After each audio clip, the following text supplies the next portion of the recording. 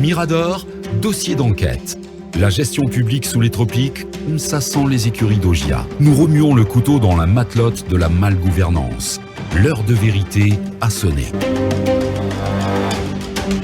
Une centaine d'opérateurs économiques et autres grands commerçants en activité en Guinée ont été reçus le jeudi 10 mars dernier au palais Mohamed V par le président de la transition. Le colonel Mamadi Doumbouya a mis la rencontre à profit pour aborder la question de la flambée des prix des denrées de première nécessité sur le marché. Une sortie qui n'est pas étrangère à la levée de boucliers par les femmes le 8 mars dernier. Mais pour le colonel président, la responsabilité de la hausse des prix des denrées de première nécessité est aussi imputable aux sociétés de manutention portuaire appelées à revoir à la baisse leurs tarifs appliqués au terminal conventionnel. Mais quel est donc l'impact de la manutention applicable au port autonome de Conakry? Voilà la question principale. Akumba nous en donne des réponses. Merci Mamadou Wouri. Les éléments que nous allons diffuser là proviennent des sources que nous avons consultées et les sources sont de plusieurs types. Nous avons consulté AGEMAP pour savoir un peu quel est le coût de Docker. Nous avons consulté des sources proches de la société Lugal, de la société Moulin d'Afrique, de la société Guimatco et de la société Sawaba Guinée pour savoir un peu quelles sont les charges auxquelles celles-ci sont obligées de faire face. Nous avons aussi consulté un mémorandum de la Chambre régionale de Conakry, donc au compte de la Chambre de commerce, d'industrie et d'artisanat de Guinée.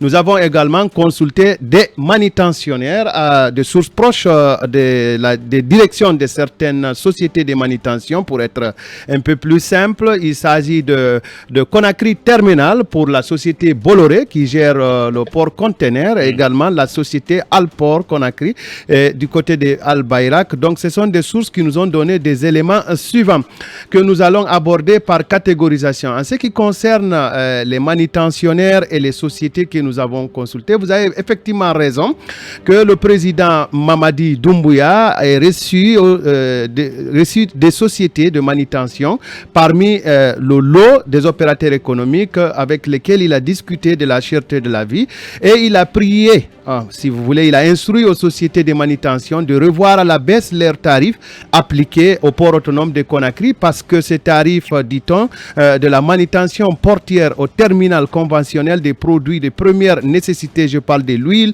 du sucre, du riz et de la farine par exemple, donc ces produits de première nécessité semblent avoir un impact significatif sur les marchés locaux, mais quel est réellement l'impact de la manutention applicable au port autonome de Conakry? Wouri par exemple, la facturation de 11 € est effectuée en GNF, donc dans la valeur GNF, conformément au fixing de la Banque centrale de la République de Guinée, ce qui permet de signaler que les autres produits alimentaires de première nécessité, notamment l'oignon et l'huile en bidon, viennent par conteneur. Il est important de le noter, donc le conditionnement se passe parfois à l'intérieur de nos frontières. Pour le riz, en raison de la baisse du taux de change sur le marché, le prix de la manutention de la tonne de riz a baissé de 127 374 francs guinéens en 2021 à 106 610 francs guinéens en 2022, soit une baisse perceptible de 16%. En outre, le coût de la manutention n'y représente que 5 330 francs guinéens. Notez-les bien, c'est-à-dire que sur les 106 610 francs guinéens en 2022 pour la tonne du riz, le coût de la manutention ne représente que 5 330 francs guinéens sur le prix de la vente d'un sac de riz qui est cédé, à titre d'exemple, à 300 000 francs guinéens.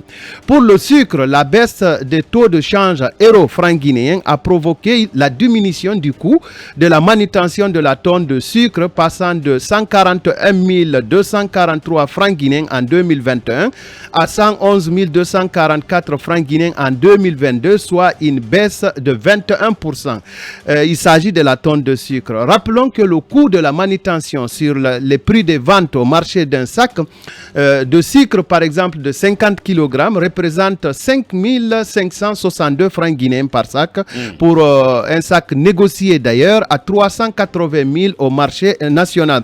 Et en ce qui concerne le blé, donc la matière première de la farine, la chute du taux de change a contribué à baisser de 10% le tarif de la manutention de ce produit en vrac, passant de 36 563 francs guinéens en 2021 à 32 793 francs guinéens en 2022. Ce qui implique que le coût de la manutention sur la vente équivaut à 1639 francs guinéens du prix d'un sac de 50 kg vendu sur le marché guinéen à 350 000 francs guinéens. Autrement dit, Wouri, même si on annulait les frais de manutention, ce qui sous-entend renoncer totalement au paiement des salaires des 3000 dockers qui existent au port autonome de Conakry, qui exercent, aurais-je dit, au port autonome de Conakry, et également renoncer au paiement de la facture du carburant des grues.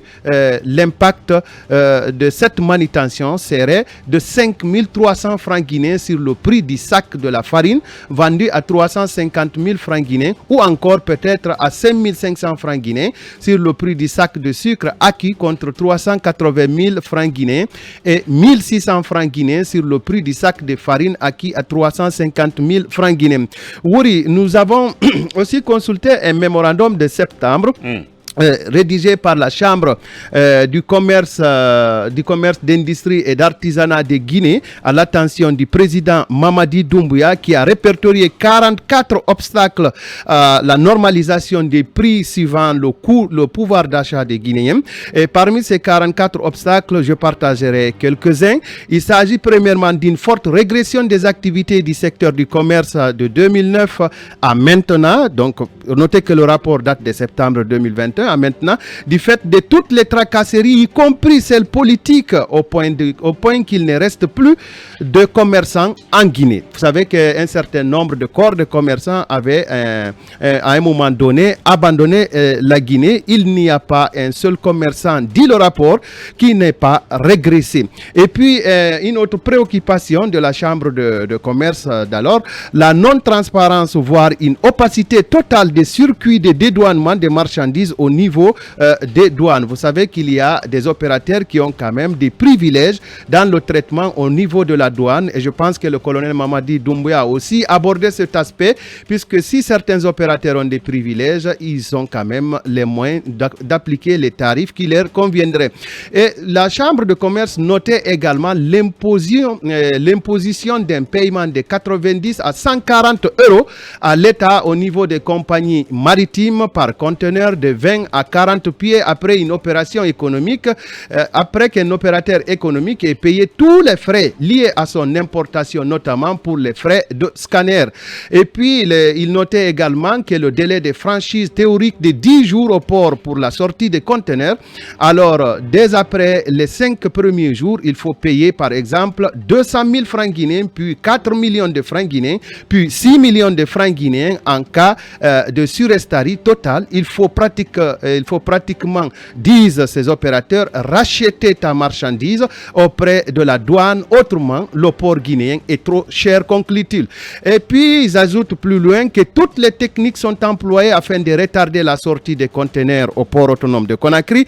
Un seul accès des camions, heure d'accès du port limité, scanner en panne, etc. Et le tout, je cite, pour amener le conteneur à être en surestarie, donc à escroquer les commerçants. Les commerçants notent également un monopole de fait sans raison valable accordé à des opérateurs économiques pour les produits de première nécessité, doublé d'une exonération. Ils parlent là aussi du sucre, de l'huile, du lait, et une surtaxation est appliquée sur les opérateurs économiques nationaux qui prennent le risque de les importer. Et puis au 15e obstacle, les opérateurs notent qu'au niveau du port commercial, une augmentation des frais de manutention de plus de 30% depuis janvier 2021. Et puis, il faudra noter au 17e obstacle mentionné par les opérateurs économiques, le port de Conakry, je cite, le port de Conakry, je cite, est devenu le port le plus cher de la sous-région, et tous les pays de la sous-région s'approvisionnent en Guinée, mais depuis, c'est le contraire. Et puis, je conclus par cet obstacle qui mentionne l'augmentation démesurée de l'assiette fiscale sur les produits et matières premières des industries, soit $360 la tonne en 2016, $730 en 2017, $971 en 2021, alors qu'il y a des industries privilégiées qui sont taxées à $730 la tonne. Aujourd'hui, donc, conclut le rapport, le favoritisme avéré dans la taxation des industriels au niveau de la douane. Les frais de consignation d'un conteneur sont passés de 2 550 000 francs guinéens à 7 500 000 francs guinéens. Ce n'est pas forcément fini, on s'arrête juste là-dessus, le temps d'observer cette pause. Derrière, nous retrouvons pour continuer.